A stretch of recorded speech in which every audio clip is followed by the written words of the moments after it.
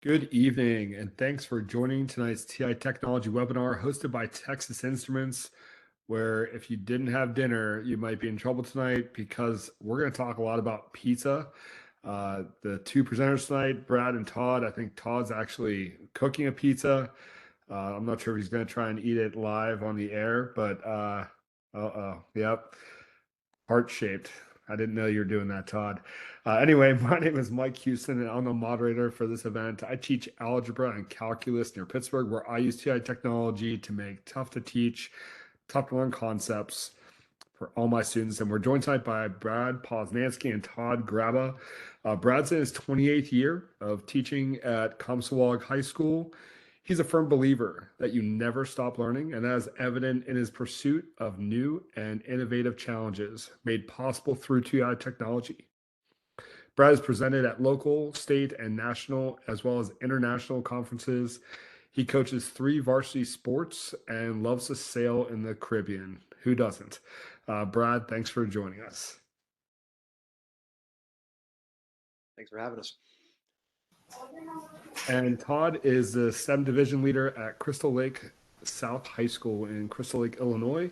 His teaching background is in physics, chemistry, and computer science, and has extensive curriculum experiences in all high school math and science practices. Todd's main professional development areas for TI are using the Nspire and the Nspire Navigator system in science classes, as well as incorporating coding into the classroom or STEM activities with the Innovator Hub and Rover. So Todd, it's great to have you with us. Glad to be here as well. Brad, will you kick things off tonight with our agenda?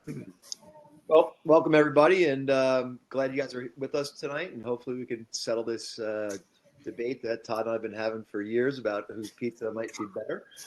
I think it's a great way to start thinking about what you might incorporate for a little activity for Pi Day. So we're going to be working with the Nspire CX and CX2 for some ideas for Pi Day activities. Some of the files will have some dynamic geometry where you can explore and discover where the number pi originated from.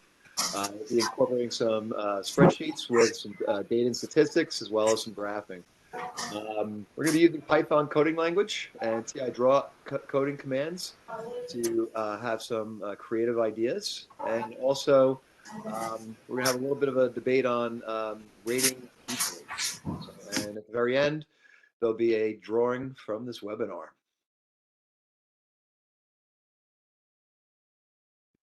Thanks so much. Be sure to stick around to the end because we are going to be giving away to one lucky winner a TI graphing calculator of their choice. All right, Todd, can you talk us through some expected outcomes? I can, and if there's background noise, I apologize. We're in the middle of a thunderstorm with sirens going off and hail outside, so I'm sticking with as long as we have power.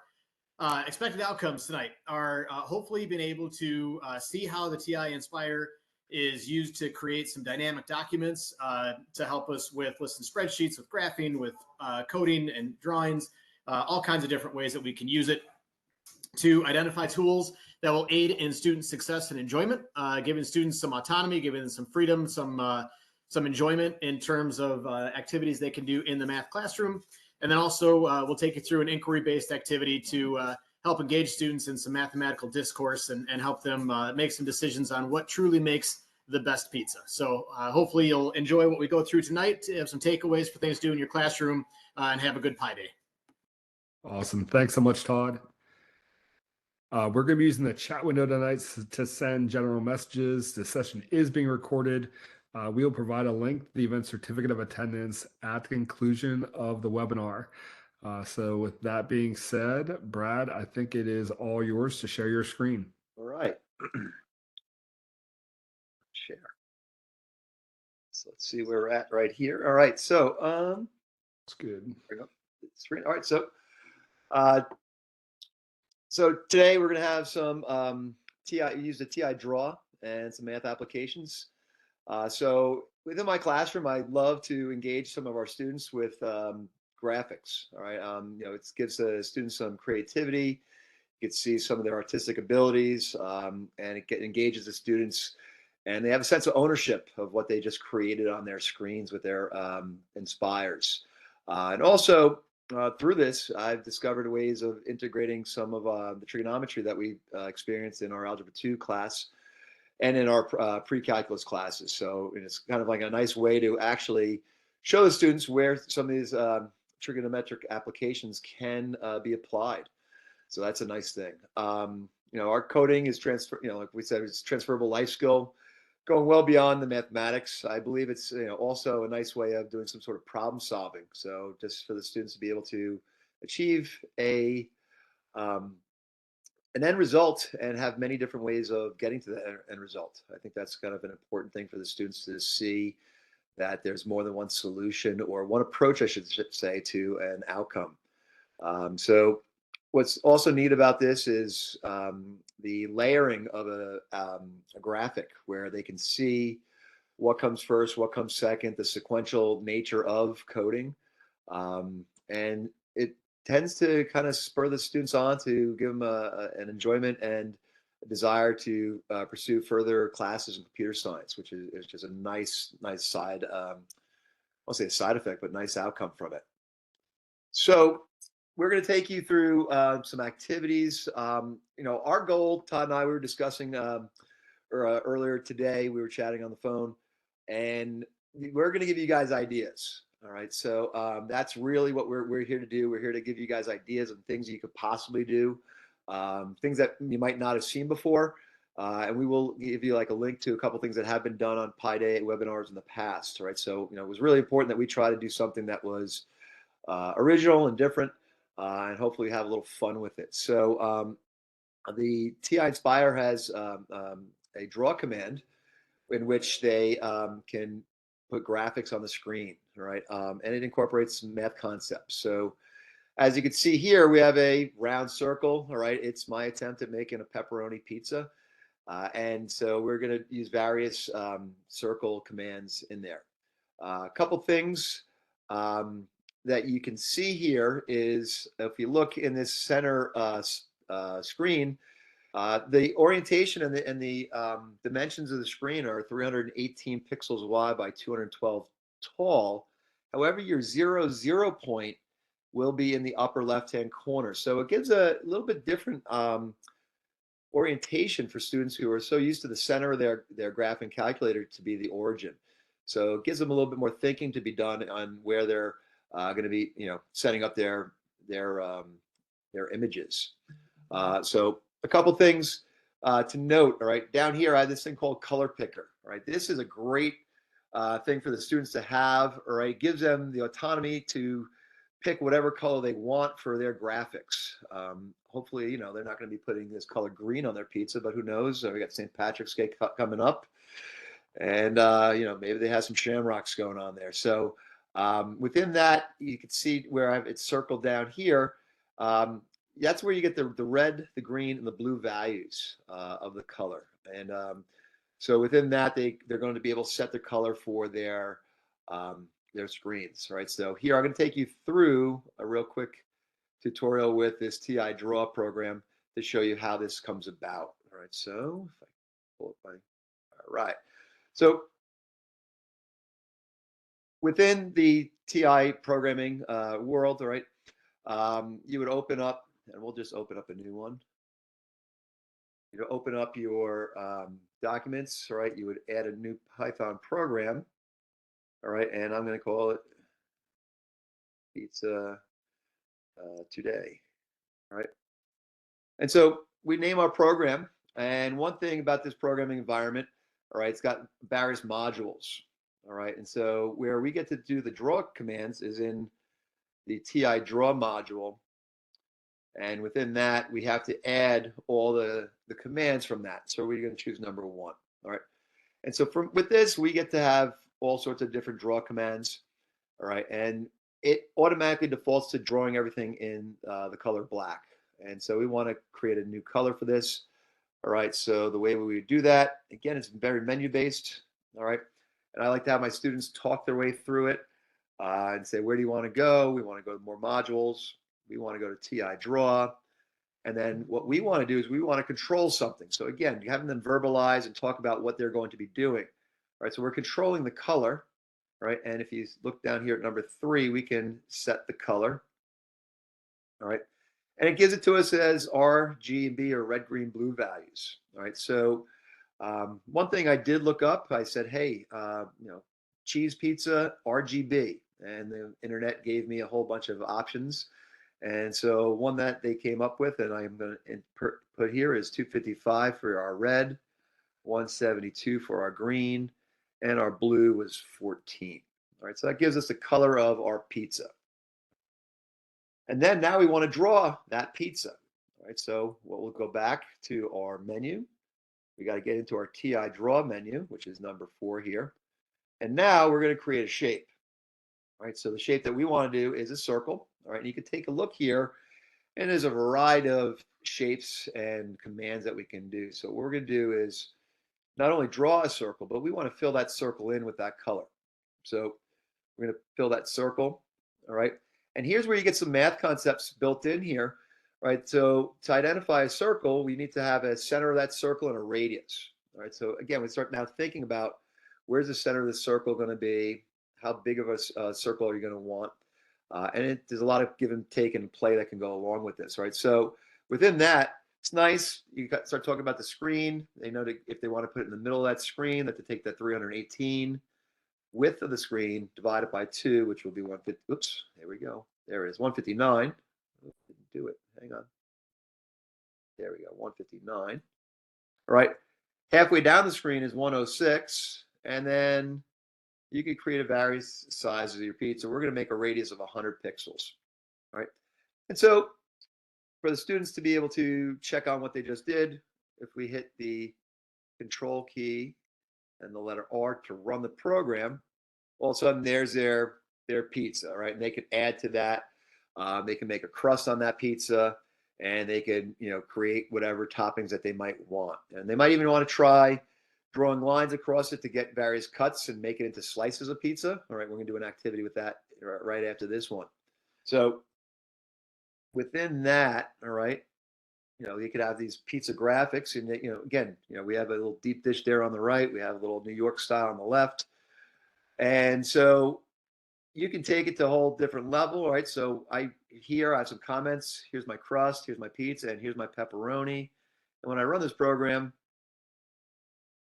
it populates with a whole bunch of pepperoni pieces. One thing that was kind of nice about this activity, trying to figure out where they were on the screen, is you can also use the idea of reflections. All right, so up here, you consider this that first quadrant, whatever your coordinates are here, you might want to reflect it across this center line. All right, and if you kind of look, it's pretty symmetrical, and that made it a little bit easier for me to place those pepperoni slices. So that was in that activity. All right, so again, that could be a very basic activity, entry level. All right, getting the students just kind of to come up with a pizza, all right, and create that depending upon what level you're teaching and how much time you might have. And Brad, it looks like you actually reflected across both axes there. So, right, you can have multiple different axes of symmetry. Absolutely. How to get students thinking through that. I will say that pizza crust is way too thin. How to fit on the screen, Todd. How to fit on the screen. So, however, we couldn't do the volume of your pizza, so we were going to go 2-dimensional with this one. That's coming later. Yes, of course. So, all right. So that was one application of TI Draw. So one other thing that I like to do is, let's go too far. No, we're there. All right, is slicing a pizza. All right, and I could not do this without quoting one of the all-time greatest Yankees with Yogi Berra. And this quote stuck with me for a long time. If you think hard about it, you should get it. He said, "You better cut the pizza in 4 pieces because I'm not hungry enough to eat 6." All right, so Yogi had a whole bunch of quotes, and I think says something about like he didn't say half the things he said. So here we have a pizza cut into 8 slices. All right, so this is a nice activity to be able to use and apply trigonometry skill. And so within this, there's a couple things that I did change, all right, for convenience sake. And so if we take a look here at the program, right, and I will demonstrate with the Nspire. All right. One of the first things you see here is you have TI draw, which is what we did. And then we have to import the math commands because we're going to use a sine and a cosine. All right. And so those are not just part of the default commands within Python. All right. But there's a menu that you can import the math commands. All right. Right here, you can see in gray, it says set the window dimensions. So our window that we were using in that last activity, the 0, 0 point was up here in the corner. Right. So in this particular one, I created the center to be the 0 point. Right. So it actually this screen would look like an X and Y axes that you normally see on a calculator screen by going from negative 159 to positive 159 and negative 106 down here to positive 106. Right. Here, just kind of talking about, we could get our X coordinates by taking the radius and multiplying by the cosine of the angle. One thing to note is our angle has to be in radians, right? So this is also a good opportunity to apply some of those Algebra 2 pre-calc trigonometry tasks and skills with the discussion of radians, all right, and being able to get used to those. All right, I feel my students are very comfortable with degrees, and it takes them a little while to get a comfort level with radians. All right, so here, if they goof up and they make a mistake, they just go back and correct it, and they're not too worried about it. So right here in this particular just image, right, we have one slice, and in designing this, I first made this really difficult for myself because I was doing the slices all the way through like you see them doing at a pizza parlor. They just kind of cut it and they rotate and cut it across.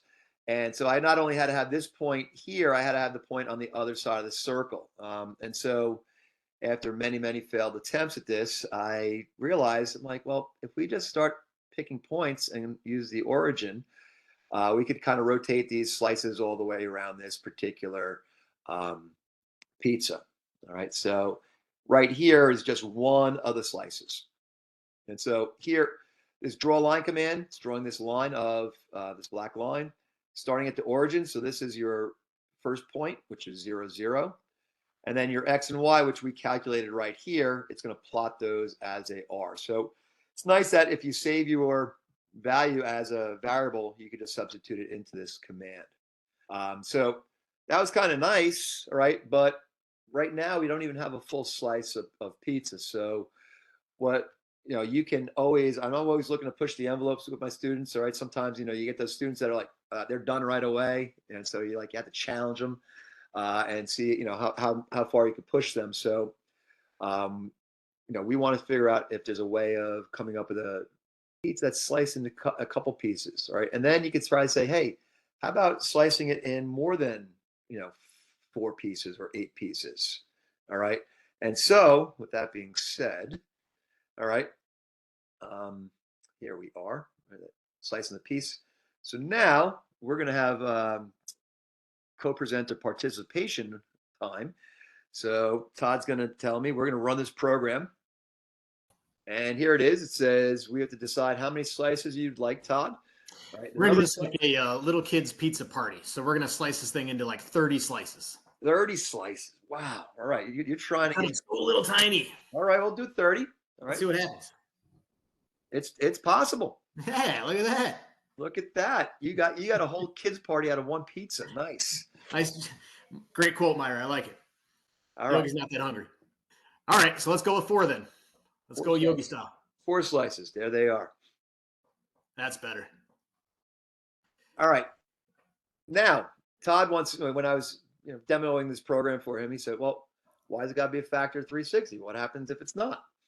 So let's say, I got to think of a number that's not a factor of 360 because 360 has quite a lot of factors. So 13.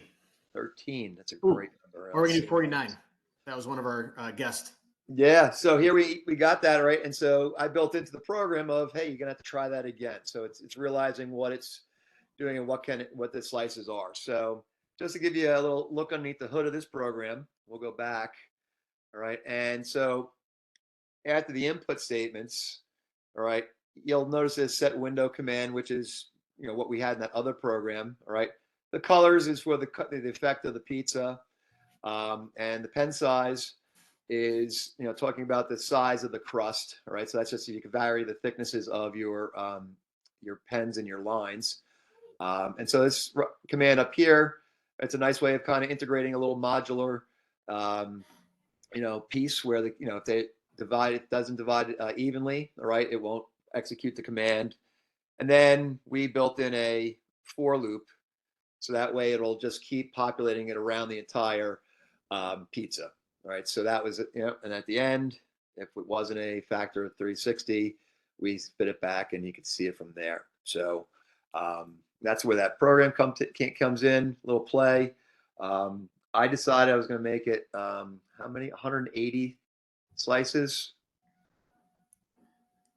So I could have a really, really big kid party, according to Todd. And so, obviously it's going to lose a little bit here, but kind of looks like a neat little eyeball at this point. So you never know what you're going to get. All right. So Brad, a couple of things that I wanted to point out about what you did there. Go back to your code. You mentioned the modular command. For those who are unfamiliar what that means, it's actually a remainder feature. And so this is a great opportunity to remind students about what remainders mean and what that statement is there. So this statement, this conditional here, is only going to run if the number of if you take 360 and divide it by the slices, if the remainder is 0. And if it's 0, then it's going to run. If it's not 0, that's why it throws that out there. So this is a great way to remind students of what remainders are and do even odd testing for it as well in terms of if the remainder is 0 or 1. So that's a neat little feature in there. And then the other thing is you'll notice on his screen that he has his Nspire is set to radians. That's not why the program is working in radians. Radians is actually the default angle for most programming languages. So any students who are interested in computer science need to understand the concept of radians and how to convert back and forth between radians and degrees. Yep. And this line right here, where we talk about the angle, is, I'll just highlight it real quick, right? Is, all of a sudden when we said how many slices, all right, we already just determined that variable slices divided evenly, all right? We took the degrees, divided, so that's the degrees of each slice, but then we had to do a conversion from degrees to radians, which is, once again, a algebra 2 / pre-calc type of topic. All right, so we've got some pizza slices. All right. Now, I thought about this, I think sometimes as a fun way of, and it doesn't have to be done with pizza, but there's a command in the draw menu that talks about the arcs and how to draw an arc, and it talks about it in terms of degrees. And so, we can have it convert to radians, or you put it in as radians, convert it to degrees, and see how far it goes. And I think, the first quadrant of the unit circle, I think the kids do really well at. But once you go beyond pi/2 and you start living in that second, third, fourth quadrants of 7 pi/6 and some of those values, that the students sometimes it's a little bit more difficult for them. So this activity kind of does a little bit of that with them. Right. So now drawing arcs is sometimes a little bit difficult at first. All right. So one thing, all right, and I've learned from many mistakes, is that the fill arc command, all right, which is right here on our screen, all right, has a lot of parameters in it. All right, the XY value is the upper left-hand corner of your square or your rectangle. All right, so you can set where that point will start, and then you have a width and height of your rectangle. All right, so for me, I'm making it into a square, so it's perfectly symmetrical, top to bottom, right to left. All right.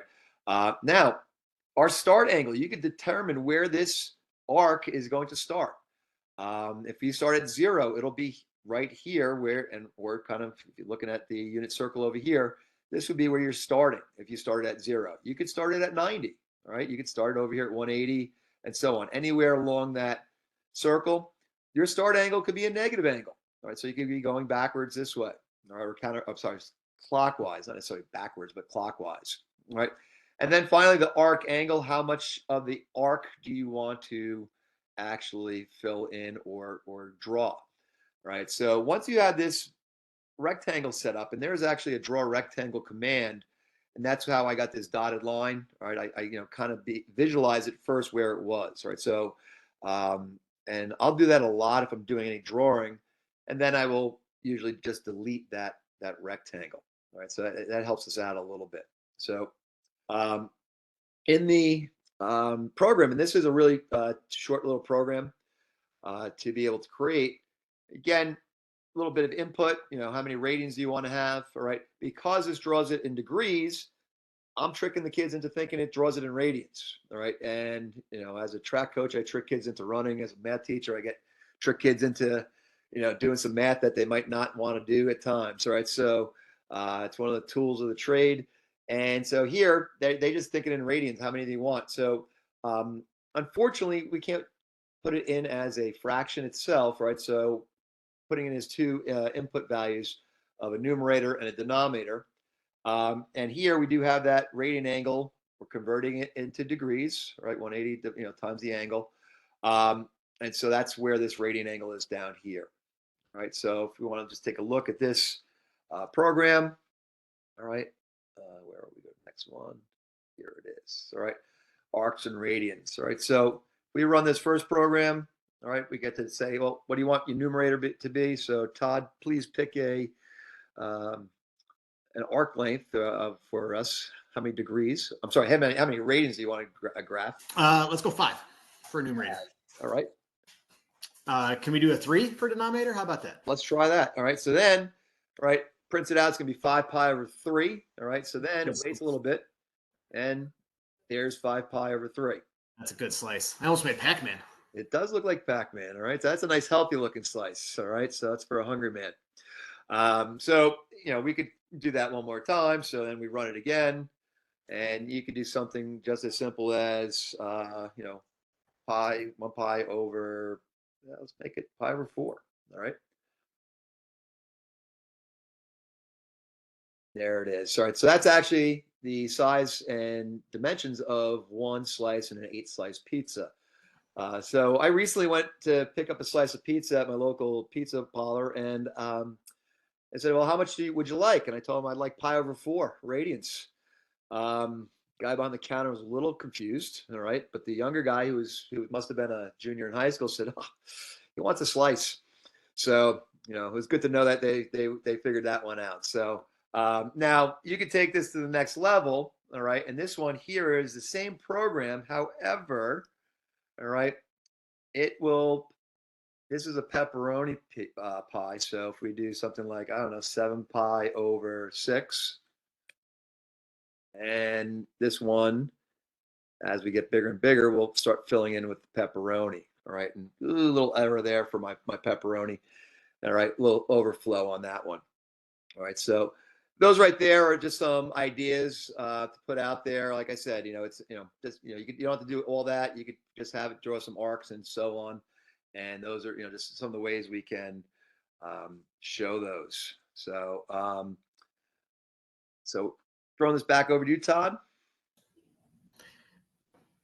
Great. All right. Let me get sharing my screen here, and we'll get ready to roll. All right. So we're going to step away from pizza for a minute and just talk circles, and then we'll come back to pizza, I promise. So the first thing that I wanted to go through here is a couple of dynamic geometry slides. And one of them here that we'll talk through is in relation to the SAT. These are all open questions that SAT has available for people. And while there isn't a whole lot of geometry on the SAT, typically about five or six questions on the new SAT, even the digital format, are from geometry.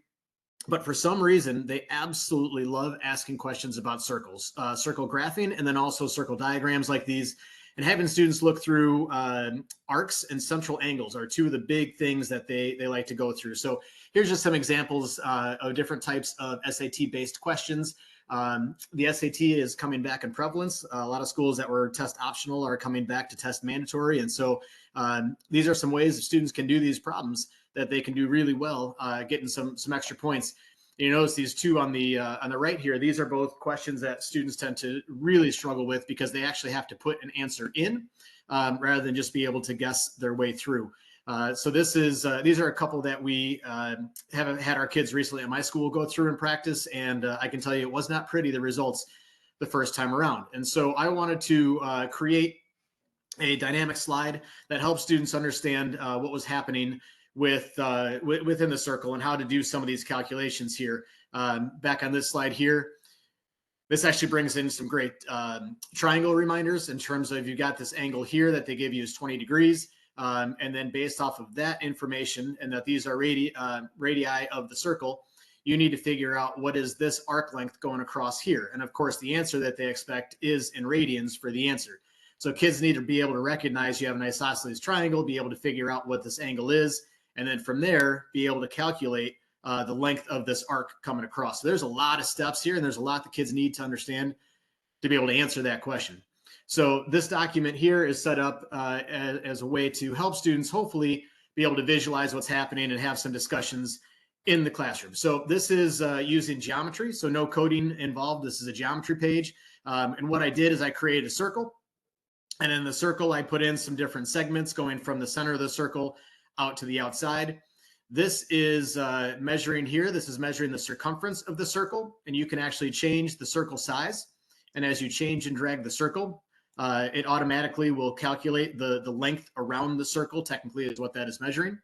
And then as you change the angle here, what I did was set up to change the degree measurement that is happening as you're rotating this around. So now you can have various angles of the degree that's inside of here. You can have various size radii, and you can look to calculate based off of the degree measurement, how many radians do you have? And then based off of knowing how many radians you have and the radius, then you can start measuring things like, or calculating things such as arc length, putting the equation there for there, and area sector is another thing they ask about. These equations are not equations that students are given on the SAT, so they need to kind of remember how to do them. So the point of something like this is to give some students some circle information in terms of different radii and angle measurements, and then be able to have them do some calculations and see if they turned out right. The reason that I put these equations in here is just I believe that kids need to see them more often to be able to remember them. And so hopefully this is a way that you can help demonstrate for students different ways of creating different size angles. And this can go all the way around the circle. So you can choose any angles that you want to as you go all the way around to figure out what that degree measurement is going to be. And these will calculate along with you as you go. So just a quick dynamic geometry slide to help students be able to see some calculations and see how things change in terms of how the degree measurements impact or how the radius impacts different areas here. Obviously, the angle isn't changing as you change the circumference, but that still is impacting the arc length and the area sector because of the radius being brought in. You can also talk about over here in terms of which is more impactful for the area of the sector. Is it the angle or the radius? And start talking about the importance of the exponents. So lots of different ways that you can bring in some simple math concepts into understanding some geometry, dynamic geometry slides, and important circle concepts for students on the SAT. All right, we're going to jump back into some pizza data and statistics. Brad's going to take us back through this for a little bit. And then at this point in time, after he goes through here, then it's going to be time for inquiry for us to be able to figure out a rating scale as a group for how to determine what pizza is the best. So Brad, take it away from here for a couple minutes. Got it. Come on, there we go.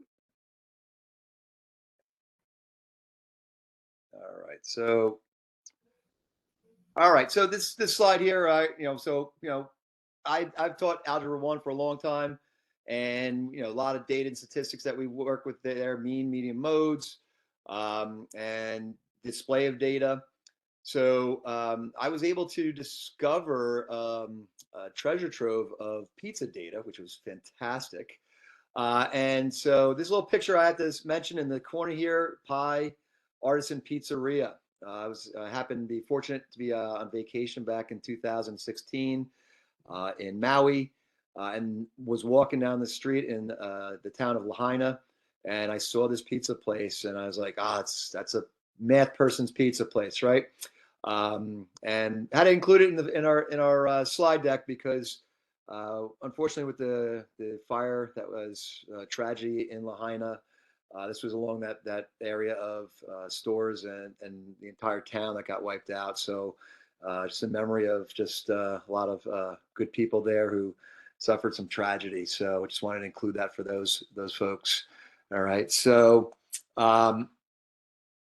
so I found this website. So there's a gentleman who has a website and a social media following presence, and so he does something called the One Bite Pizza Rating. And so he goes around the country, and people want him to try out their pizza. He bites one piece of the pizza, then he takes one bite of the crust, and he comes up with some sort of ranking for these. All right, so Todd and I don't think there's any basis in these numbers other than one person's opinion, but I guess it's consistent because it's that one person's opinion. The link to it's right there, One Bite Pizza Ranking. There's 1,000 listings here. All right, so I did the grunt work of taking all 1,000 pizza scores and populating them in a list and spreadsheet for the Nspire. I do have it as an Excel file, so I could get that to you if you just shoot me probably a message on Twitter. I think that's the contact that we have. And I'd be glad to send that to you. That way you don't have to do the hard work at all. You could just probably put it into a nice list and spreadsheet page, right? So here's where the rankings are, all right? And so what we're going to do is we're going to display some of this data, all right, and take a look at it. And, depending upon what you want to get out of it with your students, all right, and discuss, that would be a great way of doing that, all right? So with that being said, let's bring it up. All right. So here, the ranking, all right? So I have all 1,000 rankings in this spreadsheet. I originally had them listed as a ranking and a frequency. However, by doing that, I wasn't able to display it as a box plot. So, here I just put it all in there at once. All right. So I think, this is a great way to have some students talking about it. You can discuss, the rankings, what's good, what's bad. What kind of range would they consider would be a reasonable ranking for a pizza, and what they want. So so we're going to create some visuals. All right. So if we add a data and statistics page, all right, there they are. All right, there's all 1,000 rankings. All right. So here, if I click on this axes, we can organize them.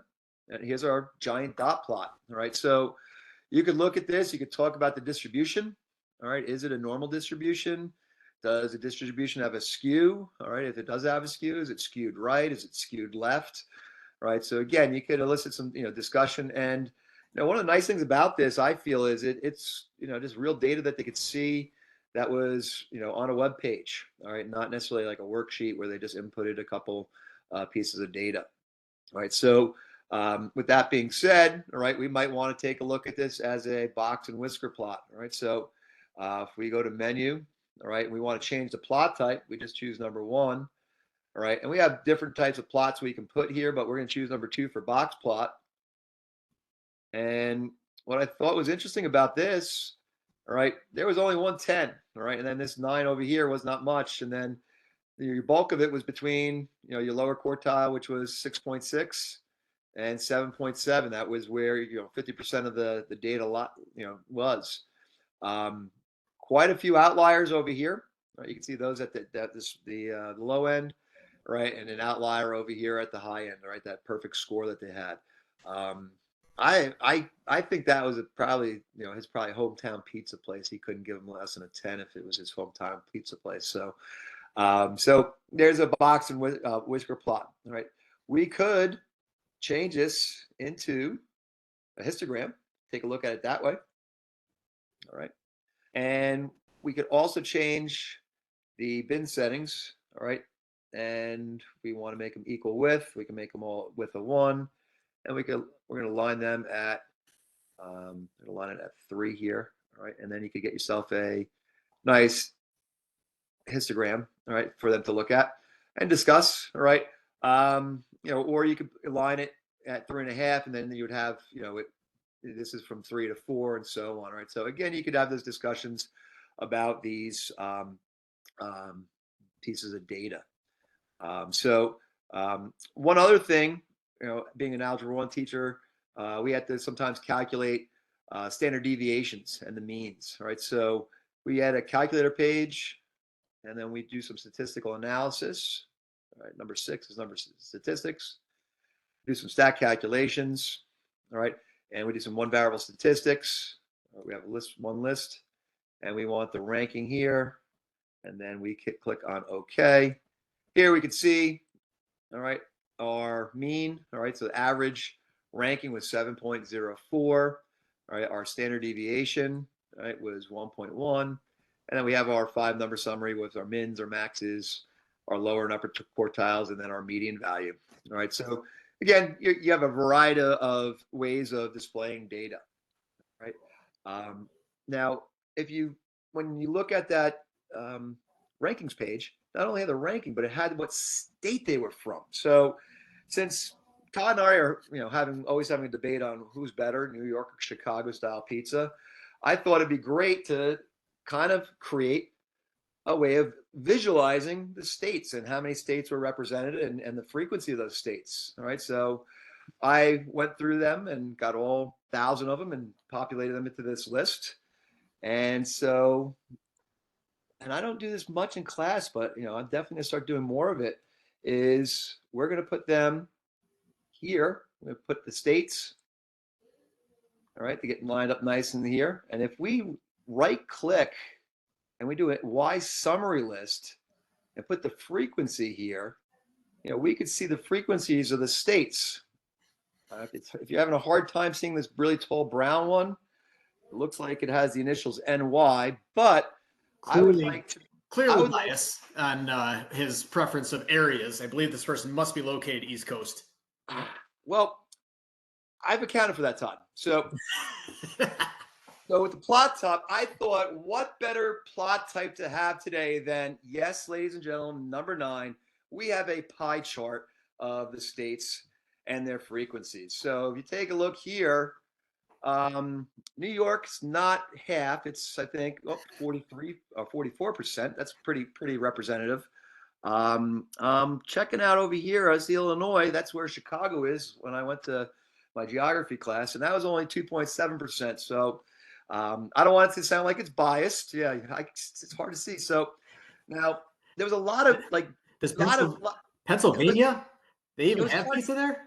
It was hard to see these, right? So I decided to do a little bit of data scrubbing. All right, we took out all the states that only had single-digit frequencies. All right, it's like, okay, that's nice, but if there's only 1 or 2 ratings for that state, I don't think that maybe pizza's as prevalent there. So what we did is did the same thing. So, and if we created a pie chart for this, so I'm going to do data and statistics.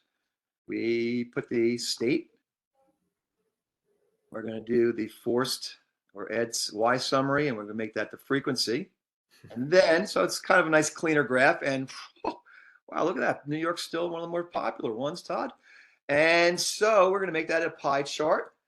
And there it is. All right, so for some comparison analysis, all right, here it is. We have states by number of ratings and state by, I decided to do a population. So if we take a look at this one, all right, New York's not the biggest state here, right? And you see Illinois got a pretty good wedge here, but it's kind of not proportional compared to the ratings. So, we can maybe let that influence you in your decision.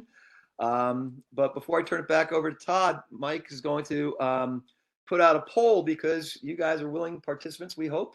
And you're going to have to vote for what city has the best pizza, all right? New York City or Chicago, all right? And we're going to ask you to reply to that, all right?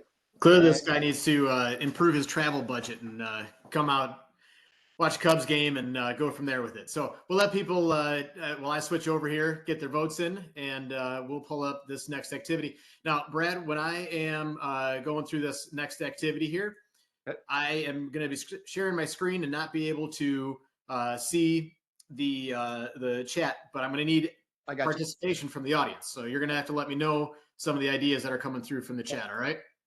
Yep. Oh, we need to close the poll before I can start sharing. If I can just hop in real quick, sorry to interrupt, guys. As soon as I launched that poll on my other attendee machine, I saw that kind of moved where the poll was. So the poll's open, but if it's not right up in your screen, if you click the lower right hand corner, there's probably like 3 little dots next to the chat icon bubble. That will let you open up the poll, and you can take a really quick 2-question poll. Not to influence anybody, but look at this delicious Lou Malnati's pizza with the cheese under the toppings to keep the crust buttery, crisp. I mean, this is wonderful.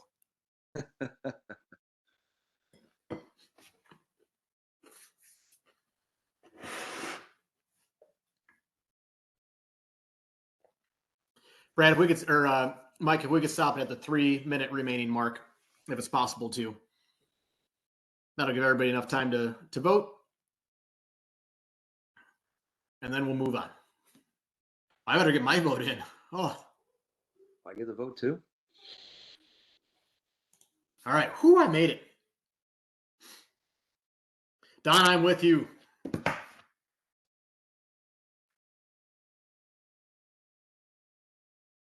New Jersey, they make pizza there? Of course, it's right next to New York. Everything's possible in New Jersey. Everything's legal in New Jersey too, right? It is. All right, I'm going to close that down here. All right, we'll see the results later. Detroit's now, see, that was that 3 on the scale was Detroit style, just, for the record. All right. So let's jump back over here. And so we went through these. These are great. But one of the things that I took a look at when Brad shared that website with me is I was trying to figure out the metrics that the gentleman who does that is using and try to figure out how is he actually coming up with a rating. And nowhere on the site is there any information about what goes into him making those ratings. So I thought, what a great activity to have our students go through in having them work in small groups and come up with their own pizza rating scale, their own 1-bite version of this. And so hopefully going through this activity will get kids thinking about what really is important and critical, and start having some mathematical discourse about what's more important in the pizza than others, and coming up with a scale rating where they can do some multipliers and some different things to figure out what truly is the best pizza. And so that's what we're going to go through here as a group. And one of the things that this is going to do for us is also teach some spreadsheet analysis and how to use a spreadsheet. I believe strongly that students don't spend enough time learning how to use spreadsheets and the advantage that spreadsheets have for us in terms of doing math calculations and making our lives more efficient. I think it also really helps students think through how to create expressions and equations. And I think all of that is important mathematical thinking for our students to do.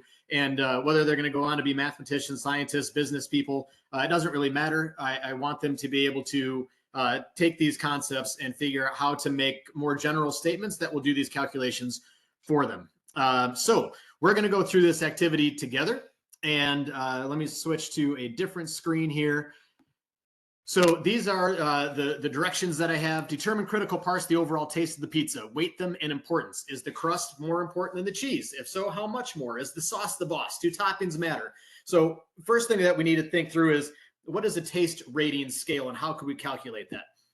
Then from there, I personally feel that there's value in knowing what your pizza costs per amount of pizza, right? If you're going to eat a really thin crust pizza, you're not getting nearly the amount of food as you are for a thick crust pizza. So how does the thickness of the pizza come in terms of adding to the overall value that you're getting?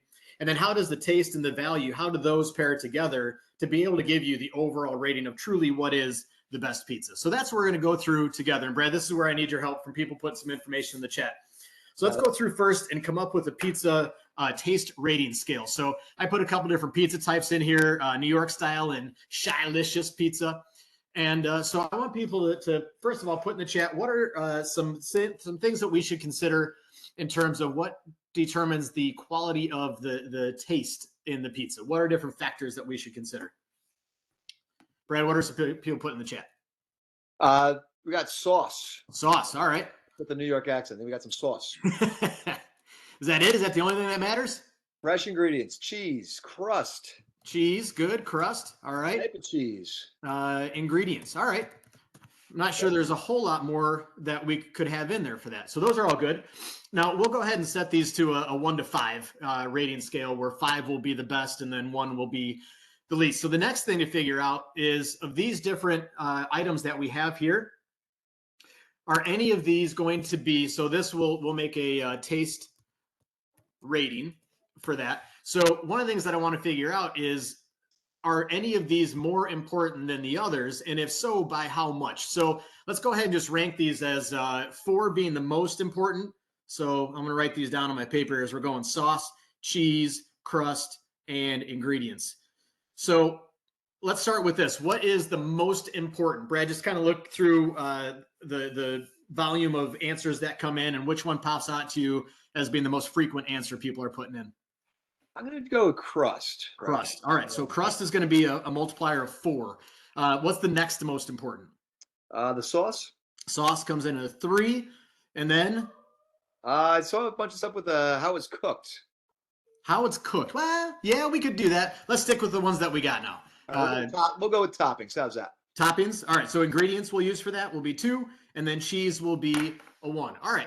So we can create a taste rating scale then. And I'm going to put some numbers in here that are purely not going to be biased. They really don't put any sauce on New York pizza. There's not a whole lot of cheese on there. The crust is, it's not bad, but it's a little thin. The ingredients are pretty good, so we'll put that in. Chicago style, the sauce is delicious. The cheese is fantastic and gooey. The crust is out of this world. And the ingredients, they're pretty solid, but we'll at least try to have some fairness in there. So now here's where we can start doing calculations. And we could obviously hand calculate all of this. We could put a calculation in each and every row.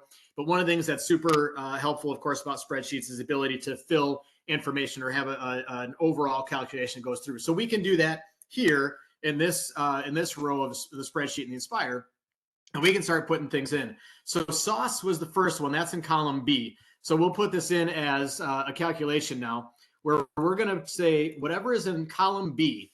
And this is nice here, where you have to put in the square brackets. That represents a list.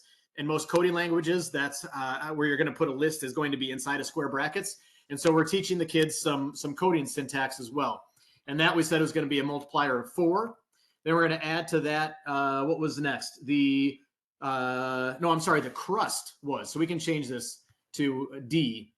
Then next was the sauce. So that's going to be, let's go ahead and do B for that one, times 3, plus ingredients. So that's going to be E and square brackets there, times 2. Oops, I'm sorry. Share this tab. Now you can see it. So we put the radians in there as I'm generating the spreadsheet. I'll go back and show it. Plus the cheese, so C, and the square brackets. All right. So here's, again, I didn't realize I wasn't sharing this screen. So we have our spreadsheet going where I made columns for all the different types of pizzas, or the different things that go into the taste rating. I put some values in for those. Of course, these are just made up right now. But then we're in here and we're doing the actual calculation. So in this row, when we put in the D and then the square bracket, we're saying whatever is in the cell for that row, and where it's just generating a list as we go down. So we're taking, based off of what you told me was the most important, the crust, we're taking that column, which is column D, and multiplying that by 4. And then we're adding whatever is in column B, that was the sauce, times 3, et cetera, to come up with a taste rating. So as of right now, based off my clearly non-biased ratings, the Chicago style has the best taste rating. But now let's get into some circle analysis.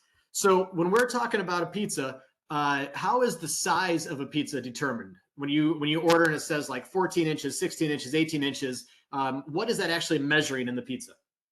Give me a good geometry circle term. I believe it would be the diameter. I think it would. All right, so let's make this column the diameter.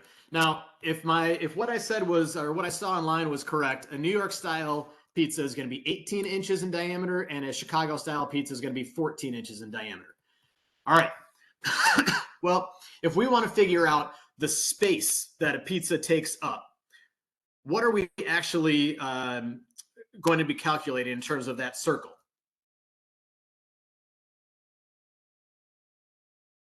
I got a lot of people saying area, and I happen to agree with them, Todd, because we don't want to let it be the thickness, because then that would be definitely a biased. Well, we're going to get to that. So now we can put another calculation in here, right? So for area, we can put in equals pi times, but we got the diameter in there, right? But we need the radius. So we need to figure out how we can get the radius in there. So now we're starting to see how we can start putting some calculations together. We're running out of time here, and we wanted a couple other things to get through. So I'm going to cut this short. But other areas that I had put in to my pizza rating scale then after area, I did have then the thickness of the pizza was the next column. And so then with the thickness of the pizza, New York style being 1/4 of an inch, and a Chicago style being 2.5 inches. Now we're starting to get into volumes. Now you can talk about 3-dimensional shapes and determine the volume that you're looking at in terms of the volume of a cylinder. Then from there, now you can start figuring out, all right, so let's do a overall rating of the taste and the size. And based off the taste and size, then you can put those two in together and determine which is going to make the best overall pizza. Of course, bringing in that thickness piece allows you to then set the scales towards the Chicago side. Which is always a nice thing based off of your area.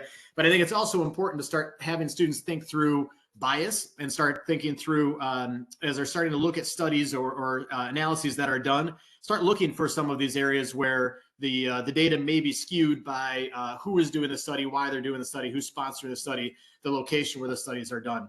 So these are all different examples of ways that we can start bringing in some discourse. And if you're having different groups make different rating scales, they're all going to be different based on what the students think is important. And so now you can start having conversations between the groups and having some friendly banter going back and forth between the groups in your class, and really having that dynamic, engaging classroom based off of which pizza is the best. And so, yeah, Greg, one of the things that I was doing with the volume of the pizza was then doing a value calculation of taking the cost of the pizza, divide that by the volume of the pizza to figure out a unit rate for the pizza. And so even though a Lou Malnati's from around here is $27 and a New York style pizza is $21, it's actually a much better value for the Chicago style because of how much pizza you get for that $27.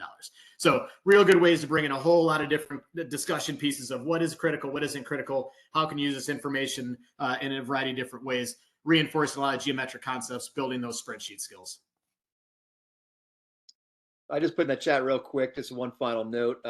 In doing some of my research, I did happen to go to the oldest pizzeria in New York City. It was called Lombardi's. In my research, I found out that for years, the cost of a New York slice was equal to the cost of a one-way trip on the subway. So when the subway raised its prices, so did the pizza places. There you go. That'll work. Well, Mike, we had more information to get through, but I think we're out of time here, so we'll kick it back to you. I appreciate it. Nice job. So we are going to begin wrapping things up, and we have to give away a webinar drawing to one lucky winner, and they're going to be receiving a TI graphing calculator of their choice. And tonight's lucky winner is Lindsay Justice. So Lindsay, congratulations. Hi. We'll be reaching out to you soon. Start thinking about which graphing calculator you'd like to receive. To receive a certificate of attendance, go ahead and click the link in the chat window. Also listed is going to be a link for the documents, which is going to be really helpful tonight because, again, they did a lot of code tonight, and I'm pretty sure those documents that they gave me to give you are going to have that code already populated. Am I right, guys? That's correct. Awesome. And if you're watching this on demand, go ahead and copy that link into your favorite browser to receive your certificate. And if for any reason those links aren't working, just hang tight. You'll automatically get a follow-up email in a couple days with links to the certificate, the documents, as well as a link to the recording so you can watch this at your own pace. And you might need more time to make that decision on who has better pizza. Well, so Brad, I pulled up the poll results here. I just got to say now, we only had 46% of the population here voted, but 25% voted Chicago. They did. So we in this crowd. we wanted to take it easy on you guys since we know the Cubs aren't going to have much of a season. So, the Yankees, we're kind of used to winning. So, When's the last time you won? I think we're on championship number 27. That wasn't the question. I said, when's the last time you won? The percentage of wins? Okay. We win once every 4 years. It's called the World Series, but it's usually played in the Bronx. So we'll just leave it at that. All right, Mike. All right, guys. Thanks everybody for joining us. It'd be great. Thanks everyone for joining us. Hope to see you back online real soon. Have a great night.